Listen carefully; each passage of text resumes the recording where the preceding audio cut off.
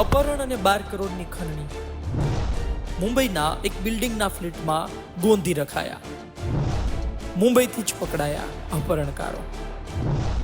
ગોત્રી વિસ્તારમાં રહેતા નિવૃત્ત ફેક્ટરી ઇન્સ્પેક્ટરના મુંબઈમાં સેટલ થયેલા પુત્રનું અપહરણ કરી 12 કરોડ રૂપિયાની ખંડણી માંગવામાં આવી હોવાનો મામલો સામે આવતા હડકંપ મચ્યો હતો. દુષ્કર્મની ફરિયાદમાંથી ઉગારવા ગોઠવણ કરવાના નામે રૂપિયા 12 કરોડની ખંડણી માંગી યુવકને ગોંધી રાખનાર 2 ઇસમોને વડોદરા ગોત્રી પોલીસે ઝડપી પાડ્યા છે. આ બંને રૂપિયા 1.5 કરોડ તો પડાવ્યા છે, આમ છતાં પણ યુવાનને છોડ્યો નહોતો. અપહરણકારોએ રૂપિયા 1.50 કરોડની ખંડણી પડાવી લઈ યુવકના પિતા પાસે વધુ નાણાંની માગ કરી હતી, જે બાદ પોલીસે 3 અપહરણકારોને મુંબઈથી ઝડપી પાડ્યા હતા.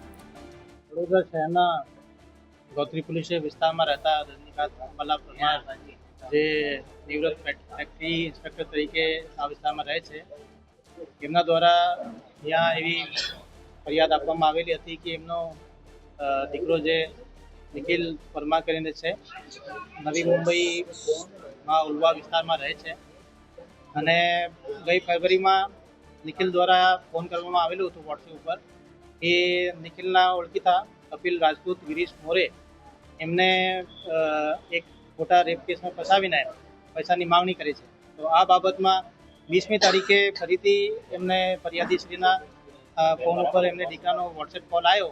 આમાં એવું જણાવ્યું કે એ કપિલ રાજપૂત અને ગિરીશ મોરે અને મધુમિતા એ ત્રણેય મળીને મારા પાસેથી 12 કરોડની માંગણી કરે છે, અને જે પૈસા નહીં આપું તો જુદા જુદા રાજ્યોની પોલીસ મને રેપ કેસ, જે એમના પહેલા મહિલા મિત્ર હતા કીર્તિ સિન્હા કરીને, એ જુદા જુદા રાજ્યોમાં રેપ કેસ કરાવશે અને જુદા જુદા રાજ્યોમાં મને પોલીસ પકડીને લઈ જશે. તો આ બાબતે ગઈ તારીખના 28મી ફેબ્રુઆરીએ જે ગિરીશ બોલે છે આ અહીંયા વડોદરા ખાતે આવેલો અને એ ફરિયાદીશ્રીને મળ્યો અને એમના પાસેથી 70 લાખ રૂપિયાની રોકડ રકમ લઈને અહીંયાથી નવી મુંબઈ જતો રહ્યો. આ પછી ફરીથી 5મી માર્ચે જે ગિરીશ બોલે છે આ એમને કોન્ટેક્ટ કર્યો કે હું ફરીથી વડોદરા આવવાનો છું અને જે બાકીની રકમ છે આપો. તો 5મી માર્ચે જે ફરિયાદીશ્રી છે એ 80 લાખ રૂપિયા રોકડ લઈને આ ગિરીશને આપ્યા હતા, અને એમને એવું જણાવ્યું કે હવે તમને 1.5 કરોડ રૂપિયા આપી દીધા છે, હવે મારા દીકરાથી એમને મળવા આવો. તો એમને મુંબઈ લઈને ગયા. જ્યારે નવી મુંબઈમાં ઉલવા ખાતે લઈને ગયા, ગેસ્ટ હાઉસ ખાતે એ ફરિયાદીશ્રીને રોકાવામાં આવેલો હતો, પણ એમના છોકરા સાથે મુલાકાત નહીં કરાઈ. એ કીધું કે જે બાકીના 10.5 કરોડ રૂપિયા છે પહેલાં એ આપો, તો અમે તમારા દીકરા જોડે મુલાકાત કરાવી. પછી એ ફરિયાદીશ્રી ત્યાંથી પરત આવી ગયેલા હતા, અને આ દરમિયાન કપિલ અને ગિરીશ એમને સતત કોન્ટેક્ટમાં હતા ફરિયાદીશ્રીના કે અમને બાકીના પૈસા કઈ રીતે આપશો. તો એવું નક્કી થયેલો કે જે આગામી 18મી તારીખે તમને હજુ 1 કરોડ રૂપિયા અમે રોકડ લઈને તમે આપવાના છે. તો આ જે અમારો ફરિયાદીશ્રી છે એ એમના દીકરાના મિત્ર અંકિત પટેલ કરીને છે, એ અહીંયા લોકલ ગોત્રી પોલીસને કોન્ટેક્ટ કરીને જણાવેલું કે એમને મિત્રનું ત્યાં અપહરણ કરી દીધું છે નવી મુંબઈમાં, અને ત્યાં બેસાડીને એમને મૃત્યુની ધમકી આપીને એમને પાસેથી પૈસાની ઉઘરાણી કરે, ખંડણી કરે છે. તો ગોત્રી પોલીસે ત્યાં સવારથી વોચમાં હતી અને એમને બેંક ખાતેથી જ્યારે પૈસા લેવા જતા હતા તો ગિરીશ બોલેને ત્યાંથી ઝડપી લીધો. અને પછી ગિરીશ બોલેને જ્યારે વધુ પૂછપરછ કરવામાં આવી તો એવું બતાવ્યું કે એમના જે સાગરીત છે એને જે કપિલ રાજપૂત અને મધુમિતા એ બંને ત્યાં નવી મુંબઈ ખાતે છે. તો અમે તુરંત એક ટીમની રચના કરી અને હાથોહાથ અમે ત્યાં નવી મુંબઈ મોકલવામાં આવેલું હતું. જ્યાં નવી મુંબઈ મોકલ્યું ત્યાં લોકલ પોલીસના સાથે રાખી અમે જ્યારે એમના ફ્લેટ ઉપર ગયા ત્યારે કપિલ અને મધુમિતા ત્યાં હાજર મળેલા અને એમને ઝડપી પાડ્યા. પછી જ્યારે ઘરમાં સર્ચ કર્યું તો જે વિક્ટિમ છે નિખિલ કરીને, એમને બાલ્કનીમાં જે વોશિંગ મશીન હોય એના પાછળ સંતાડીને બેસાડીને રાખેલું હતું. એને પણ ત્યાંથી વિક્ટિમને રેસ્ક્યુ કરવામાં આવેલું અને વિક્ટિમનું સ્વાસ્થ્ય અત્યારે સારું છે. પછી જ્યારે બધું સર્ચ ઝડપી કરતા આ મધુમિતા જે કાર લઈને જતી હતી, જે આવતી હતી, આ કારમાંથી અમને 1 કરોડ 1 લાખ જેટલી રકમ રોકડ અમે પણ કબજે કરી છે. અને નવી મુંબઈ ખાતેથી અમે લોકો કપિલ રાજપૂત અને મધુમિતાની ટ્રાન્ઝિટ રિમાન્ડ 2 દિવસની લઈને અહીંયા લાવેલી છે, અહીંયા ધરપકડ કરી છે અને બધું દાખલ ચાલુ છે.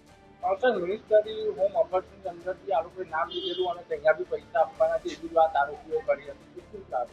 આરોપીઓ એવું જણાવ્યું નિખિલને કે અમારા મિનિસ્ટ્રી ઓફ હોમ અફેર્સમાં સંપર્ક છે અને તમારી જે જુદા જુદા એફઆઈઆર જુદા જુદા રાજ્યોમાં થઈ છે તો એ બધા જુદા જુદા રાજ્યોમાં પૈસા આપવા પડે એના માટે તમે ધરપકડથી બચવું હોય તો તમે 12 કરોડ જેટલી રકમ અમને આપો, અમને તમે કંઈ થવા નહીં દઈએ. આ રીતે એમને ખોટી માહિતી અને ખોટી તરીકે એમને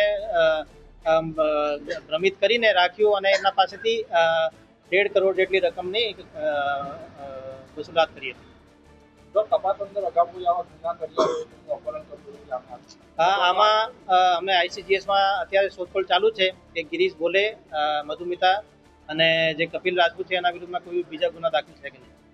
ફરિયાદીનો જે પુત્ર છે અને આ આરોપી છે તેનું મુખ્ય કનેક્શન કેવી રીતે આવ્યું છે? જે આપણા ફરિયાદીના પુત્ર જે વિક્ટિમ છે એ ત્યાં ઉલવામાં નવી મુંબઈમાં ફંડ મેનેજર તરીકે કામ કરે છે અને જે આરોપી છે કપિલ અને ગિરીશ ભોલે એમનો કામ પણ ફાઇનાન્સનો મિલ્કની કંપની જોડે રહે છે અને જે એમની મહિલા મિત્ર પ્રીતિ સિન્હા કરીને છે, આ પ્રીતિ સિન્હા જે કપિલ રાજપૂત છે એની પાર્ટનર તરીકે હતી.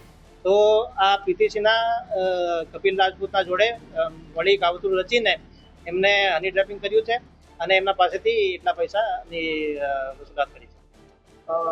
પ્રીતિ સિન્હા છે અને જે આરોપીના પુત્ર છે જે વિક્ટિમ છે એની સાથે કોઈ સંપર્કમાં હતા? એ થોડા સમય માટે લિવ ઇન રિલેશનમાં રહેતા હતા, પછી એ જુદા પડી ગયા. તો આ પ્રીતિ સિન્હા કપિલ રાજપૂતને એવું જણાવ્યું કે અમે રેપની ફરિયાદ દાખલ કરવાના ધમકી આપીને અમે એમના પાસેથી ખાસી મોટી રકમ વસૂલી શકે, તો એટલા માટે કપિલ અને બધા મળીને એક જોડે રહીને આ પૂરું હેતુ પાર પાડ્યું. મુંબઈની કોઈ ગેંગ સાથે સંકળાયેલા હોય 3 વ્યક્તિઓ સામે આવી? અત્યારે એવું ધ્યાન નહીં આવે પણ આમાં બધું તપાસ ચાલુ છે.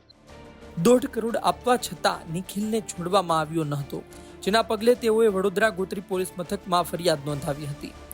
ગોત્રી પોલીસે મુંબઈ ખાતેથી 3 વ્યક્તિઓની ધરપકડ કરી છે. પોલીસે ગિરીશ ભોલે, કપિલ રાજપૂત અને મધુમિતા પોતદરાની ધરપકડ કરી છે. સંવાદદાતા દિગ્વિજય પાઠકનો અહેવાલ, ગુજરાત તક, વડોદરા.